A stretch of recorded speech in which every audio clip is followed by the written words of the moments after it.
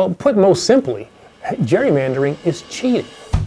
The fight against unfair voting maps has a new champion, former Obama administration Attorney General Eric Holder. You see a party that is bound and determined to keep certain people away from the polls. It is all about maintaining power. If we have a system that is fair, Democrats and progressives will do just fine. Let's make this a battle of ideas as opposed to a battle of who is best at drawing the lines. In 2017, Eric Holder became chair of the National Democratic Redistricting Committee, which is committed to fighting for fair redistricting maps and electing more Democrats at the state level. The Democrats have focused too much on on the presidency, federal races at the expense of focusing the necessary and appropriate attention on state and local races. Democrats lost nearly 1,000 state legislative seats during the Obama era and hadn't made redistricting a priority.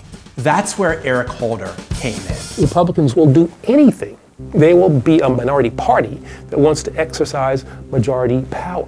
And we can't let that happen. As Attorney General in the Obama administration, Eric Holder led the fight against unfair voting laws. After leaving the Obama administration, he's now leading the fight against unfair voting maps.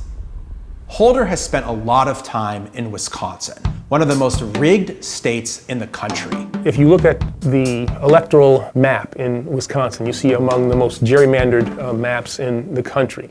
Hey, what's going on? Wow. I followed Holder in March as he crisscrossed Wisconsin campaigning for fair maps in the run-up to the 2020 election. It's good to be in Milwaukee, and it's good to be here with you all from BLOC. Holder visited the offices of a grassroots group called Black Leaders Organizing Communities, which is dedicated to increasing Black voter turnout in Milwaukee, a city that's been hit hard by gerrymandering and voter suppression. The city very much is a majority people of color city, and the county, as its surrounding suburbs, is more suburban. And so it's always important to figure out how people are slicing in. There are, some districts that are cut very, very funky. We see that there's definitely an imbalance, and we see, the effects of the maps, again, going back to some of the policies too in Madison. BLOC was formed after the 2016 election to increase Black voter turnout in Wisconsin. My name is Brittany and I'm with BLOC. I'm out in the community to talk about the election that's coming up on April 2nd. Why is Holder doing this? Because in 2010, Republicans took control of nearly every key swing state and drew heavily gerrymandered maps in states like Wisconsin. I think we see in a very stark way the consequences. It is real.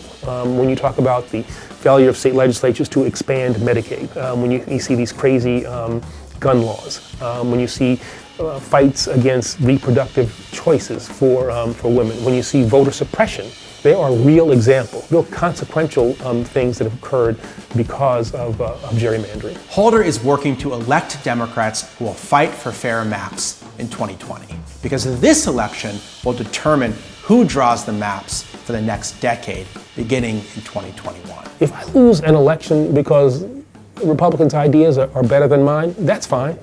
But when I don't have the ability to engage in a fair fight, that's something that I want to fight about.